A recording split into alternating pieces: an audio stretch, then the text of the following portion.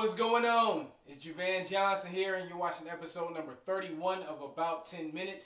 And as you may notice, I have on a Michigan shirt. As I mentioned in the past, I'm a Michigan fan, so I thought I'd take an opportunity for an educational moment. Because one thing you may notice is, if you didn't notice about me, I actually went to Central Michigan University. That's why in the opening you actually see, me with the Central shirt on, and I've had various things on with Central Michigan or Central on there. So I graduated from Central Michigan University. I grew up as a fan of like Michigan sports. I actually used to go to Michigan football games on Saturdays with my dad, so I got good memories from that. And also, really big fan of basketball. I used to go to the basketball camps down there.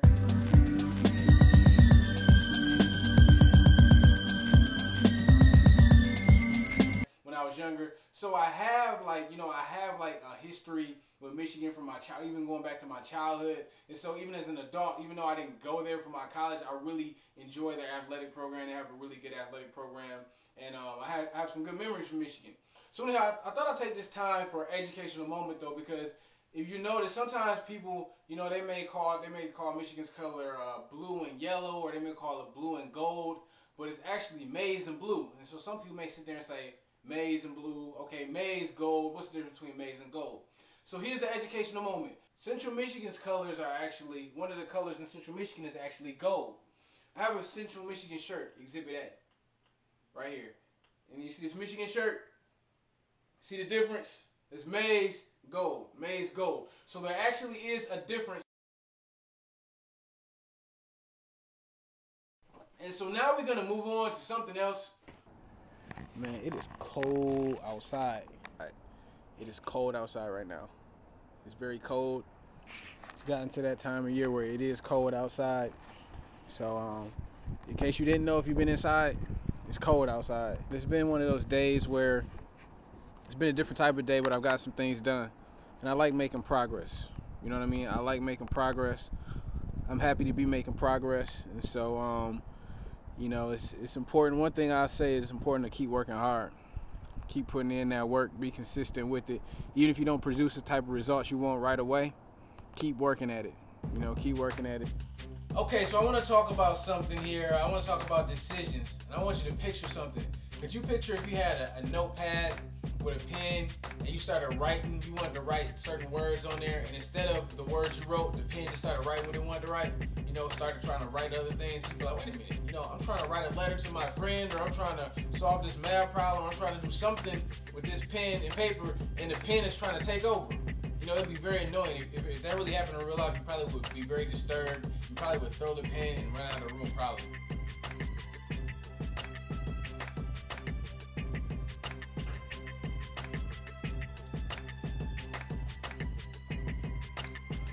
One more analogy. Okay, say you typing on the computer, and you type in a letter C, instead of a C coming up, like the letter W comes up.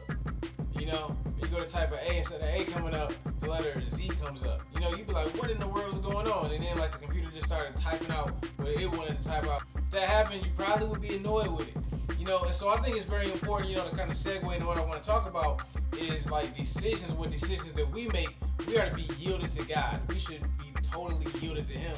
And so, it can be real easy to just go about our lives and be like, well, I'm going to do this, and I'm going to do this, and I'm going to do this. But it's so important that we are fully submitted to God.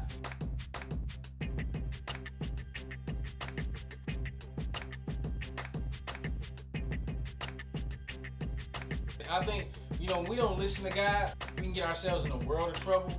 It's important to remember that obedience is better than sacrifice. Once again, obedience is better than sacrifice. And so it's so important, to be led by God. And I know I talk about these types of things, but to really be obedient in decisions, in college, whether it can be the schooling you go to, whether a job decision with your spouse, like be led by Him. Don't just get caught up in the moment and be like, especially, with a spouse type situation, just be like, okay, well, this person, I really like this person, I really feel for this person, or or whatever reason you come up with. Don't just go off of that. Seek God. Allow God to really reveal, what His will is for your life.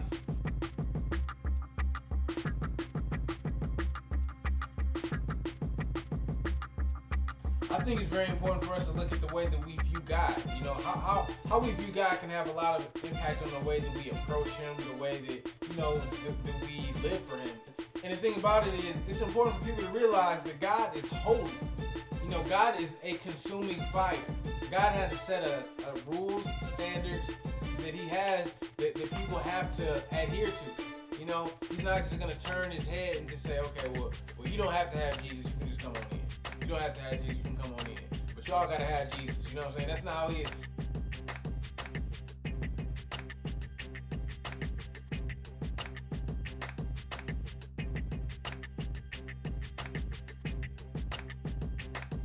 The way that we view God really should influence the way that we reverence Him. Because we shouldn't just come to God any kind of way, you know, and just be thinking like, well, God, I want to do this, and I want to do that. You know, we can tell God the desires of our hearts and let Him know, you know, and inquire of Him and say, God, is this the way I should go?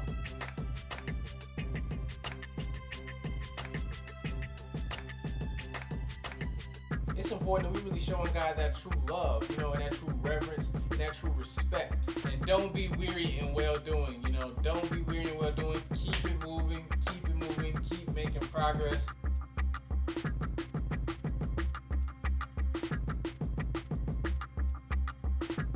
So what does that mean, don't be weary in well-doing? Does that mean that you're never going to think thoughts of disappointment? No, but you don't want to let those clouds hang over your head. You know, if stuff starts to come in your head, you want to cast that stuff down. You want to speak the word of God to counter that kind of stuff.